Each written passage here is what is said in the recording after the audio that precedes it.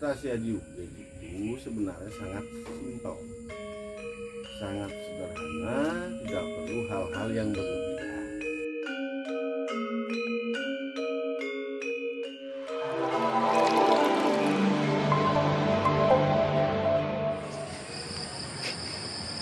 Om Swastiastu, Awikenamastu, Namo Buddhaya. Om Bhairawana. Selamat sore untuk semua sahabat Taksurudha Bhairawa. Sore ini saya mau membahas bersama Guru Mangku Rudra Agni, membahas pertanyaan dari teman-teman yang sudah masuk, yang mungkin belum bisa kita bahas satu persatu. Ini ada beberapa pertanyaan yang mau dijawab. Rahayu Guru. Sore ini kita mau bahas tentang pertanyaan dari teman-teman netizen yang sudah masuk, baik yang kemarin sudah dibahas maupun yang belum. Nah, ini ada beberapa yang sudah tertulis. Yang pertama, langsung aja deh. Yang pertama dari Agus Mahendra. Apakah sarana dan tata cara AJUG itu sama seperti orang ngelihat? Monggo. Rahayu, Om Bhairawana. Memang kali ini kita fokuskan pada sebuah pembahasan dari beberapa pertanyaan sahabat atau teman kita, baik yang ada di Facebook, terus di YouTube channel, dan baik juga yang sudah japri melalui WA. Ya, saya sebagai pengasuh atau pembina Taksurudha ya sangat berharap sekali dan sangat berterima kasih sekali dengan berbagai macam pertanyaan, kritik maupun sarannya ya, yang bertujuan sesungguhnya untuk memajukan, memberikan juga sebuah motivasi yang berkelanjutan untuk Taksurudha Bhairawa. Terus pertanyaan pertama itu datangnya dari siapa namanya? Dari Agus Mahendra. Ya, Pak Agus Mahendra menanyakan apakah sarana itu, apakah sarana dan tata cara juga itu sama dengan orang lihat. Nah, ini tentunya sangat-sangat berbeda, baik dari sarana, cara dan lakunya.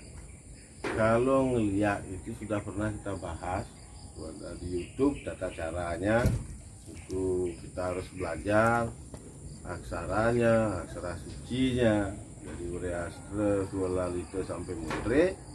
Tetapi kalau dalam AJUG tentunya memakai sarana itu betul. Nah, jadi itu saya benarkan ada beberapa sarana yang bisa dimanfaatkan untuk orang-orang melakukan sebuah perbuatan yang mengandung unsur menyakiti, bahkan membunuh, tentunya atas dasar istilahnya adalah kebencian. Jadi api kebencian itulah yang sesungguhnya yang mendorong keinginan manusia untuk melakukan satu hal yang tidak baik atau negatif, di mana dorongan nafsu tersebut ya, bisa untuk dibikin orang itu biar sakit dan lain sebagainya. Itulah disebut dengan nesti, aneluh, anrang, jana, atau pada kesimpulannya adalah AJUG gitu sendiri. Sarana di sini ya macam-macam, cara. Ada sarananya memakai misalnya celebingkah yang di kuburan, ada yang memakai sarana foto, ada yang memakai sarana baju dan lain sebagainya. Tentunya dengan niat dan tujuan adalah untuk menyakiti orang tersebut. Adapun juga beberapa rerajaan yang bisa ditanam di pekarangan orang atau pintu masuk ke karangan orang agar orang itu bisa sakit. Nah, itu katanya. Nah, ini katanya saya garis bawah. Sebab apa? Tidak mudah orang itu untuk menyakiti orang lain. Tidak mudah. Itu adalah perbuatan yang sangat dibenci oleh Tuhan. Kedua, tentunya ketidakmudahan menyakiti ini tergantung juga dengan orang yang disakiti. Nah, kalau orang yang disakiti ini ya sama istilah karakter ya, selalu memfitnah orang, membenci, memaki orang dan lain sebagainya, ya kena. Tidak dipasangin lagi juga pun kena, pasti sakit. Hanya dengan frekuensi gitu. Ya, satu frekuensi apa? Frekuensi. Jangankan memakai sarana, niat saja. Kalau orang itu sudah belajar sastra, aksara, sudah menjadi tastra, sudah tatas engkang aksara, itu hanya niat saja sudah bisa orang itu sakit. Kalau pakai sarana itu repot. Kalau ada orang berbuat aji-uge gitu masih pakai sarana, itu ya tingkatannya masih SD kelas 1, kelas 2 gitu. Nah, itu tata caranya pun jelas berbeda. Bedanya di mana? Pertama, semua sarana itu berasal dari orang yang akan disakiti. Kedua adalah mantra yang dipakai. Itu adalah mantra memang penestian, peneluhan atau penerangan itu sendiri. Dengan cara apa? Dengan cara mempelajari kan depan, tetapi menempatkan sang catursana di dalam tubuh kita itu di tempat yang berbeda. Itu aja caranya. Contoh, sang Butuanggapati yang mestinya berdiam di kulit anerus puasire reng papusuhan menadi Ratu Murah tangkap langit dan lain sebagainya. Nah, itu kita tempatkan jangan di sana. Kita ubah sang Butuanggapati ini menjadi misalnya siapa? I Melate melingga tesira reng bumi bedol. Nah, itu melingga tesira reng bumi bedol anerus tesira reng umpal. Begitu kita bisa melinggihkan dia di tempat yang tidak semestinya, di mana bumi bedol itu adalah tempat yang paling kotor di dalam tubuh manusia, maka itu sudah disebut dengan desti. Udah, tidak usah pakai sarana. Sebenarnya sarana itu kan hanya bahan material, tetapi yang sesungguhnya adalah yang perlu dipahami adalah penempatan dari sang catursana sampai aksara suci yang mestinya ditempatkan di tempat yang suci, ditempatkan di tempat yang gelap. Nah, itu saja perbedaan. Nah, untuk lebih lanjut, kalau kita berdiskusi masalah aji-uge, itu memang sangat rahasia. Jadi tiang tidak mungkin buka di depan publik agar nanti tidak disalahgunakan. Itu masalahnya. Jadi kalau disalahgunakan, jangan-jangan Taksurudra ini mengajari orang untuk bikin penyakit. Padahal kita itu setiap hari berdoa agar penyakit puasa berenang gubuk bangsa hilang kan begitu. Nah, itu untuk Pak Agus Mahendra, ya pemahaman itu penting, tetapi tidak harus kita ungkapkan semuanya di media sosial. Ada hal-hal rahasia yang memang yang perlu harus kita sembunyikan agar tidak disalahgunakan. Itu saja. Terima kasih Guru. Untuk yang berikutnya ini dari Ed Budi. Bagaimana mengetahui orang yang mempelajari aji-uge dengan mempelajari ilmu lea?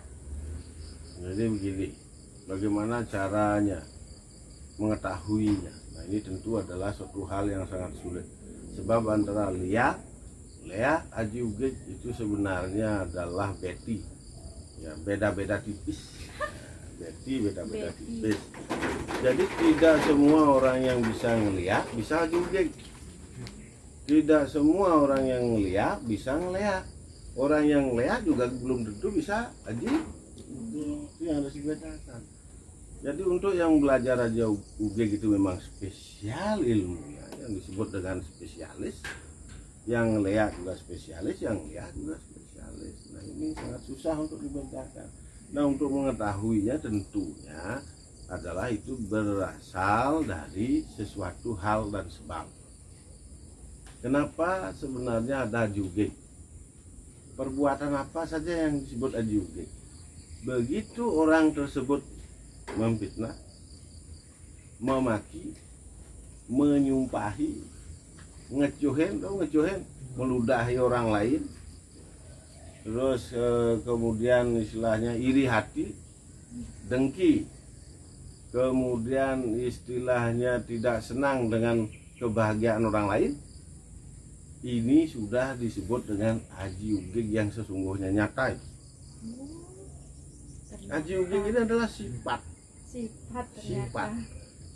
manusia yang sering memfitnah, nyatuang anak yang jelek-jelek, itu sudah disebut dengan haji UG. Karena dengan apa? Dengan membicarakan kejelekan orang lain sehingga orang yang dibicarakan itu mengalami sakit hati, itu sudah disebut haji UG. Begitu orang yang dijelekan ini sakit hati terus dia membalas, itu disebut ngeleak. Itu aja sudah. Muter-muter sana aja. Makanya jangan sakit hati. Artinya jangan ada nyatuang timpa, ada nyatuang pisageun jelek, satuang luang-luang nugen. Jangan juga memfitnah, tidak boleh main fitnah, tidak boleh memaki, tidak boleh nyumpahin yang jelek-jelek. Ingat bahwa ucapan itu adalah sebuah doa. Jadi itu siapapun yang sudah memfitnah, terus apalagi setelah membunuh atau meracuni orang dengan racun, itu juga disebut haji UG. Wah ini sediakan kopi terus diisi misalnya cyanida, terus orang itu mati, itu sudah haji UG secara nyata. Nggak perlu kita mencari ciri-ciri yang tidak nyata. Untuk apa sesuatu hal yang tidak nyata itu kita bahas? Karena apa? Karena sesungguhnya hal itu juga kita tidak ketahui. Nah itu keilmuan dalam haji UG itu adalah yang didasari atas sat atatai, itu disebut haji UG.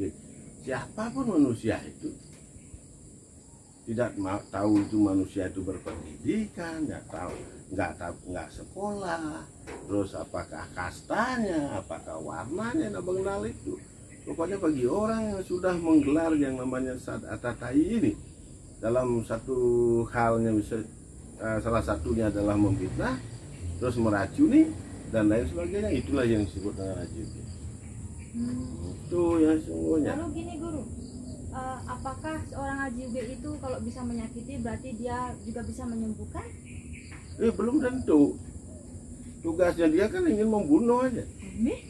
Ingin menyakiti terus membunuh, puas. Kan begitu. Mana dicarikan obatnya? Masa ada orang yang meracun mengaku dipukul pun udah bakalannya. Itulah yang disebut sesungguhnya haji UG. Jangan terlalu jauh dan menyimpulkan bahwa haji UG itu adalah sebuah ilmu yang bisa Islam membunuh dari jarak jauh. Seperti dikatakan di Banyuwangi santet. Santet bisa membunuh tanpa disentuh. Tak mungkin lah. Kalau sudah disentuh ya disentuh sama racun minumannya mati. Gitu. Itu aja. Jadi hal itu sebenarnya kita ingin mengedukasi. Adanya istilah-istilah leak haji UG itu adalah mengedukasi sebuah sifat perbuatan orang itu atau kita sendiri. Nah gini guru, masih ada dengan yang ujik-ujik tadi.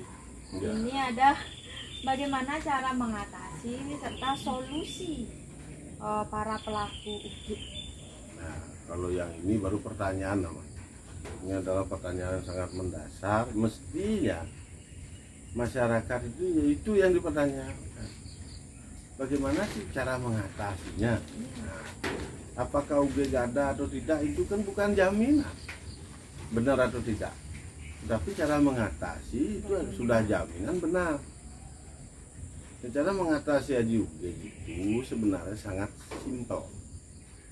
sangat sederhana, tidak perlu hal-hal yang berlebihan. Cara mengatasinya adalah satu, dengan serada lan bakti namanya. Bakti ring widi, bakti ring kawitan, bakti ring sangah kemulan, terong tiga. Termasuk bakti ring alam semesta, bakti ring yang ibu pertiwi, bakti ken buta. Itu caranya. Bakti ring buta itu adalah dengan cara mencegah.